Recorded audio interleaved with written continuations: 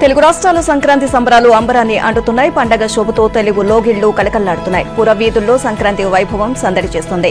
వాడవాడలా సాగుతున్న సంక్రాంతి వేడుకలు గ్రామీణ సంప్రదాయాలను ప్రతిబింబిస్తున్నాయి. గంగిరెద్దుల ఆటలు, హరిదాసుల సంకీర్తనలు, కళాకారుల ప్రదర్శనలు కనువిందు చేస్తున్నాయి. సంక్రాంతి పండుగ సందర్భంగా సినీ, రాజకీయ ప్రముఖులు ప్రజలకు వివిధ రూపాల్లో శుభాకాంక్షలు తెలియజేశారు. వేద మంత్రోచ్చరణ మధ్య ఇప్పటికే పండుగ పూజలు ప్రారంభమయ్యాయి. వివిధ చోట్ల జానపద నృత్యాలు అలరింపజేస్తున్నాయి. రంగురంగుల అలంకరణలు, గ్రామీణ పిల్లలు ఇంటికి వెళ్లి ఆటపాటలతో సందడి చేయడం, కొన్ని ప్రాంతాల్లో విందులు అడగడం, పలు విద్యా ప్రదర్శనలు, మేళాలు, జాతరలు, గంగిరెద్దు ప్రదర్శనలు, గాలిపటాలు ఎగరవేయడం సంక్రాంతి సంబరాల్లో ముఖ్య అంశాలు. తెలుగు సంస్కృతి సంప్రదాయాలకు ప్రతీకలుగా నిలిచే ఈ సంక్రాంతి వేడుకలో రైతులు, అధికారులు పెద్ద ఎత్తున పాల్గొంటున్నారు. సంక్రాంతి సంబరాలను పురస్కరించుకొని పట్టణ ప్రాంతాల్లో ఏర్పాటు చేసిన విద్యుత్ అలంకరణలు ప్రత్యేక ఆకర్షణగా నిలిచాయి. గ్రామీణ ప్రాంతాల్లో నిర్వహించిన పలు విద్యలు, సాంస్కృతిక ప్రదర్శనలు వీక్షకుల్ని కట్టిపడేశాయి. సామాజిక ఉత్సవాలకు దర్పణం పట్టే సంక్రాంతి సంబరాలు అందరినీ అబ్బురపరచడమే కాకుండా ఉత్తేజపరుస్తున్నాయి. సాంస్కృతిక సందడికి ప్రతీకగా నిలిచిన సంక్రాంతి సంబరాలు మరికొన్ని చోట్ల ఆలోచింపచేసేయడమే కాకుండా నవ్వులు పోయిస్తున్నాయి.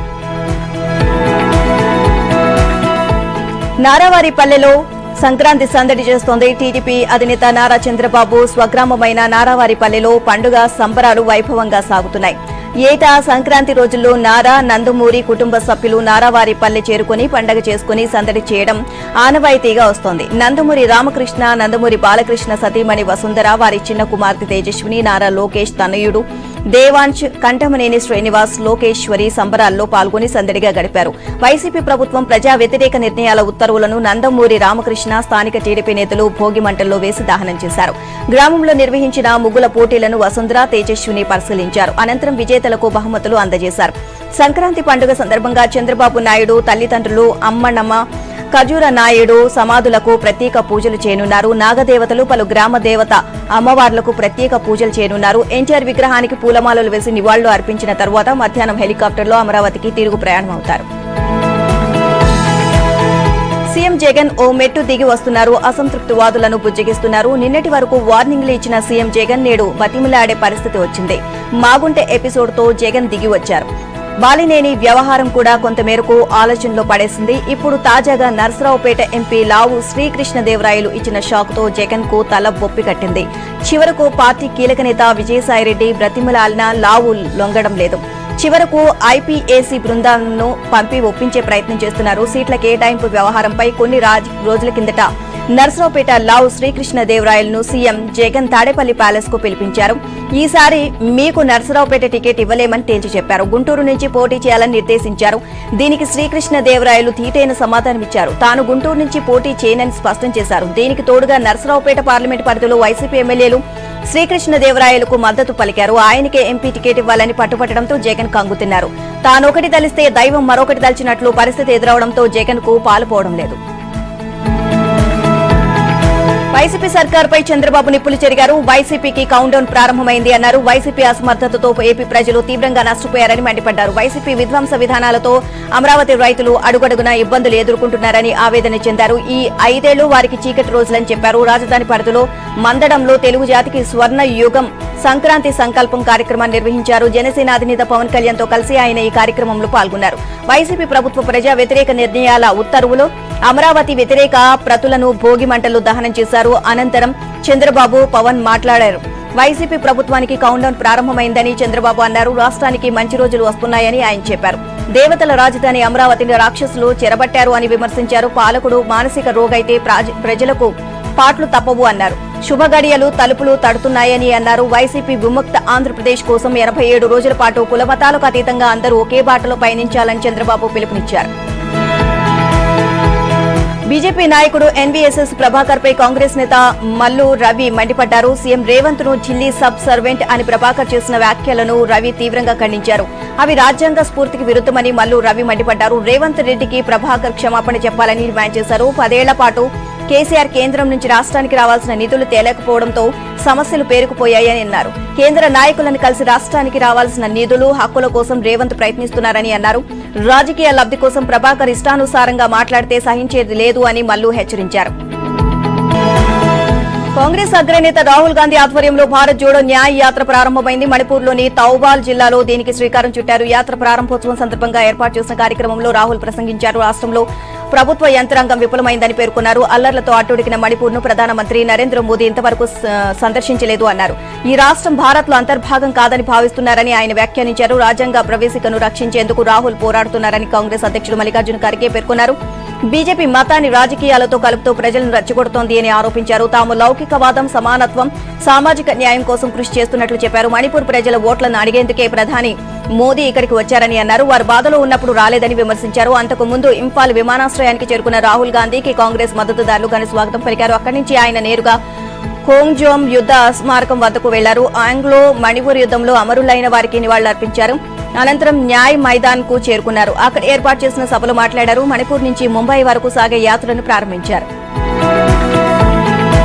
అనంతపురం జిల్లా పోలీసులు సంక్రాంతి సంబరాలను సంప్రదాయబద్దంగా నిర్వహించారు. పోలీస్ పరేడ్ మైదానంలో జరిగిన ఈ వేడుకలో డీఐజీ అమిరెడ్డి, ఎస్సీ అన్బురాజన్ తో పాటు ఇతర పోలీసు అధికారులు పాల్గొన్నారు. సంప్రదాయ దుస్తులు ధరించి ప్రత్యేక ఆకర్షణగా నిలిచారు. పరేడ్ మైదానంలో ఎడ్లబండ్ల ఊరేగింపు నిర్వహించారు. సంప్రదాయబద్దంగా ఆటపాటలు సాగించారు. ఈ వేడుకలను చూసేందుకు ప్రజలు పెద్ద ఎత్తున తరలివచ్చారు.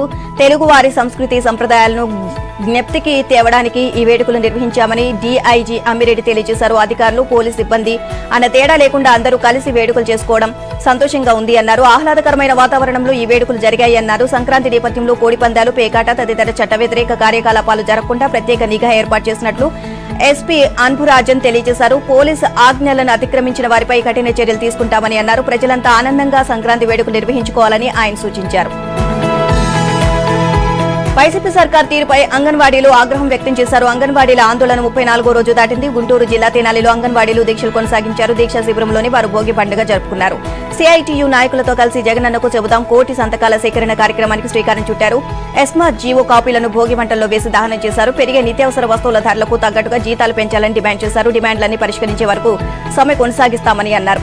ఈ శ్రీ సత్యసాయి జిల్లా హిందూపురంలో అంగన్వాడీలు సమ్మె చేశారు. ఎస్మా జీవో కాపీలను భోగి మంటల్లో వేసి దహనం చేశారు. పండగ మీకు, పస్తులు మాకు అంటూ జగన్ కు వ్యతిరేకంగా నినాదాలు చేశారు. ఉద్యోగాలు తీసేస్తామని బెదిరిస్తే భయపడేది లేదు అని అంగన్వాడీలు పేర్కొన్నారు.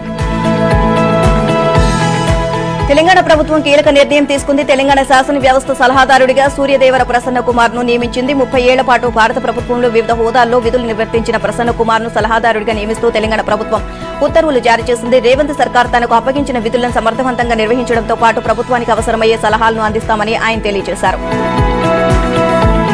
బీఆర్ఎస్ వర్కింగ్ ప్రెసిడెంట్ కేటీఆర్ కీలక వ్యాఖ్యలు చేశారు. బీఆర్ఎస్ కార్యకర్త మల్లేష్ హత్యపై నిష్పక్షపాతంగా విచారణ జరిపించాలని డిమాండ్ చేశారు. కొల్లాపూర్ నియోజకవర్గంలోని పెద్దకొత్తపల్లి మండలం గంట్రావుపల్లిలో మల్లేష్ కుటుంబాన్ని కేటీఆర్ పరామర్శించారు. ఈ సందర్భంగా మల్లేష్ కుటుంబానికి 5 లక్షల చెక్కును అందజేశారు. అనంతరం ఆయన మీడియాతో మాట్లాడుతూ బీఆర్ఎస్ కార్యకర్త మల్లేష్ హత్య సంఘటనపై కాల్ డేటా బయటపెట్టాలి అన్నారు. డీజీపీ, ఎస్పీ నిష్పక్షపాతంగా విచారణ జరిపించాలని కోరారు. హత్య రాజకీయాలను ప్రోత్సహించరాదు అని అన్నారు.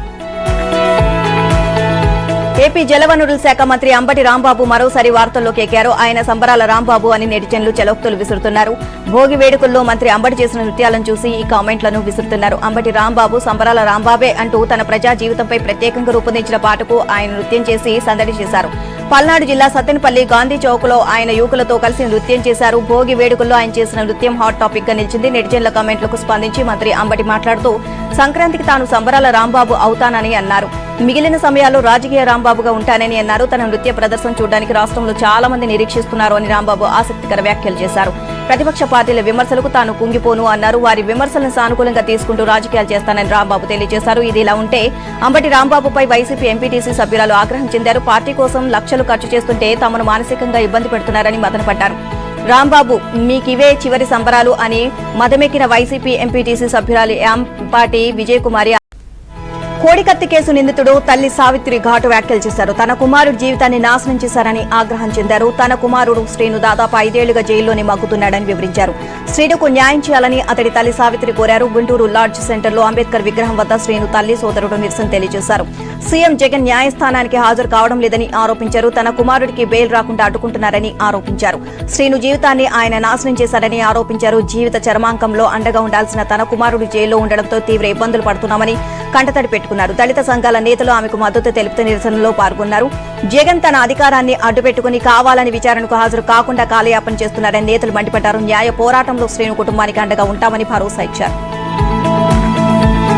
భువనగిరిలో ఐటీ శాఖ మంత్రి దుద్దిళ్ల శ్రీధర్ బాబు పర్యటించారు. కాంగ్రెస్ మేనిఫెస్టోలోని ప్రతి హామీని అమలు చేస్తామని అన్నారు. చాలా మంది నీళ్లు ఎలా చేస్తారని కాంగ్రెస్ ప్రభుత్వంపై విష ప్రచారం చేస్తున్నారని ధ్వజమెత్తారు. ప్రతి హామీకి తాము కట్టుబడి ఉన్నామని అన్నారు. సంక్రాంతి సందర్భంగా మహిళలు గ్రామాలకు ఉచిత బస్సుల్లో ప్రయాణిస్తుంటే ఎంతో సంతోషంగా ఉంది అన్నారు. యాదగిరిగుట్ట కొండపైకి త్వరలోనే ఆటోలను అనుమతిస్తామని తెలియజేశారు. హైదరాబాద్ బేగం బజార్లో నైట్ కైట్ ఫైట్ ఫెస్టివల్ ఉత్సాహంగా సాగాయి. ఫ్లడ్ లైట్ల వెలుగులో పతంగుల పోటీలు నిర్వహించారు. ఈ కార్యక్రమంలో యువత ఉత్సాహంగా పాల్గొని కేరింతలు కొట్టింది. బాణసంచా మోత డీజే హోరుతో పాతబస్తీ దద్దరిల్లిపోతుంది. గత 50 ఏళ్లుగా పాతబస్తీలో నైట్ కైట్ ఫెస్టివల్ నిర్వహిస్తున్నారు. సంక్రాంతి సందర్భంగా హైదరాబాద్ నెక్లెస్ రోడ్ లో కైట్ ఫెస్టివల్ నిర్వహించారు.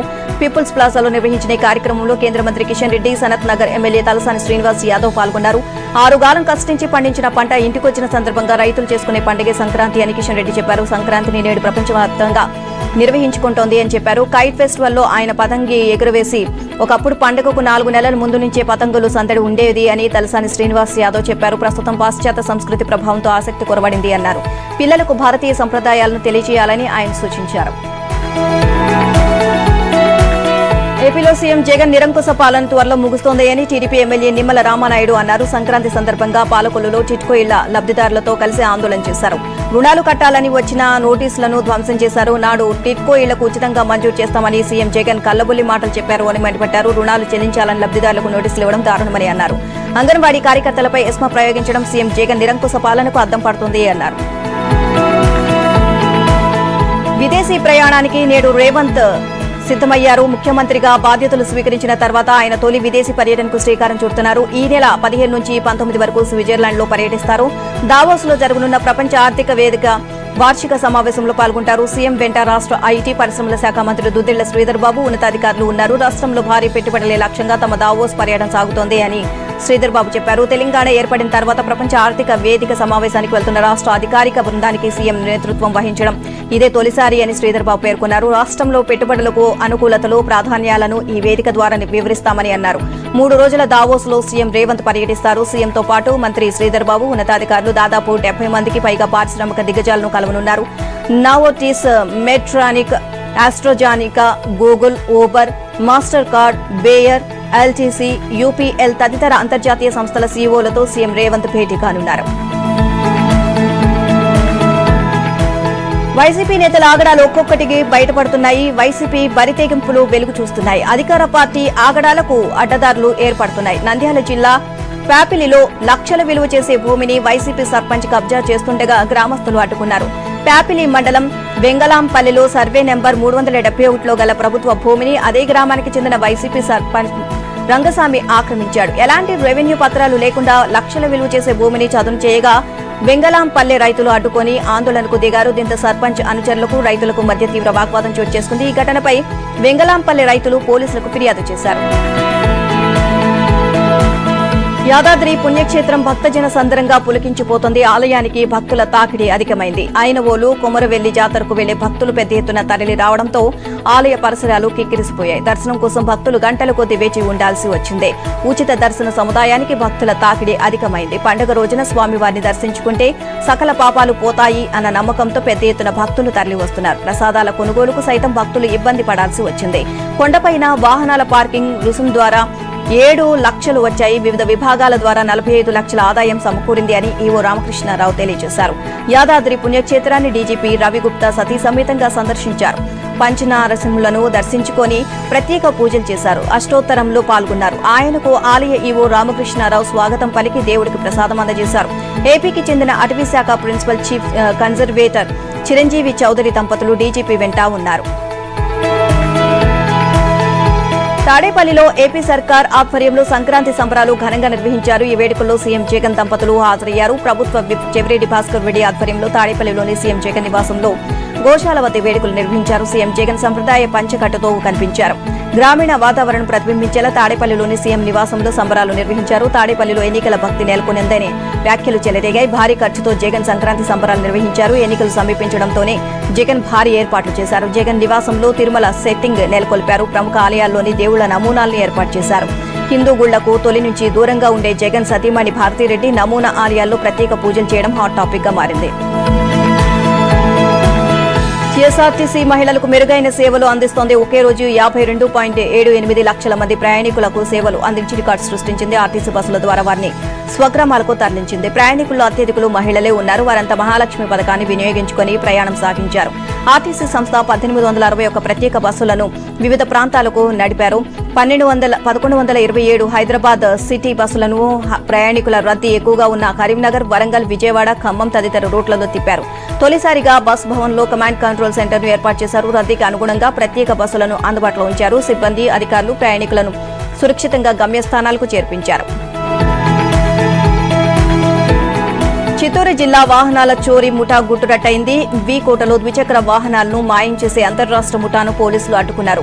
కర్ణాటకకు చెందిన కుమార్, వీకోట మండలానికి చెందిన పవన్ ను అదుపులోకి తీసుకున్నారు. జల్సాలకు అలవాటు పడి దొంగతనాలు చేస్తున్నారని పోలీసులు గుర్తించారు. ఆంధ్ర, కర్ణాటక, తమిళనాడులో 22 ద్విచక్ర వాహనాలను చోరీ చేశారు. వీటి విలువ 20 లక్షలు ఉంటుంది అని అంచనా. నిందితులను రిమాండ్కు తరలించినట్లు పలమనేరు డీఎస్పీ సుధాకర్ రెడ్డి, సీఐ లింగన్న తెలియజేశారు. క్రికెట్లో టీమిండియా మరోసారి జైత్రి యాత్ర సాగించింది. ఆఫ్ఘనిస్తాన్ తో జరిగిన రెండో టీ20 మ్యాచ్లో భారత్ ఘన విజయం సాధించింది. మరో మ్యాచ్ మిగిలి ఉండగానే సిరీస్ ను కైవసం చేసుకుంది. రెండో టీ20లో రోహిత్ సేన 6 వికెట్ల తేడాతో ఘన విజయం సాధించింది. తొలుత బ్యాటింగ్ చేసిన ఆఫ్ఘన్ 20 ఓవర్లో 172 పరుగులకు ఆలౌట్ అయింది. లక్ష్యాన్ని టీమిండియా 4 వికెట్లు కోల్పోయి 15.4 ఓవర్లను ఛేదించింది. యశస్వి జైస్వాల్, శివం దుబే, ధనాధన్ ఆటతో అలరించారు. విరాట్ కోహ్లీ దూకుడుగా వ్యవహరించడం విజయానికి కలిసొచ్చింది. రోహిత్ శర్మ వరుసగా రెండో మ్యాచ్లను డకౌట్ అయి నిరాశపరిచాడు. ఆఫ్ఘన్ బౌలర్లో కరీం జనత్ 2, ఫజల్ హక్, ఫారూకీ, నవీనుల్ హక్ ఒక్కో వికెట్ పడగొట్టారు. ఆఫ్ఘన్ తొలుత బ్యాటింగ్ కు దిగింది. ఆఫ్ఘన్ బ్యాటర్లలో one down batter Gulbadin Naib ఒక్కడే అర్ధశతకం చేశాడు. నజీబుల్లా జద్రాన్ పర్వాలేదు అనిపించారు. ఆట సాగించారు. కరీం జనత్, ముజీబుర్ రెహమాన్ మెరుపులు మెరిపించారు. చివరి ఓవర్లో ఆఫ్ఘన్ 4 వికెట్లు కోల్పోయింది. అందులో 3 రన్అవుట్లు కావడం విశేషం. భారత బౌలర్లో అర్షదీప్ సింగ్ 3, రవి బిష్ణోయ్ 2, అక్షర్ పటేల్ 2, శివం దూబే 1 వికెట్ తీశారు.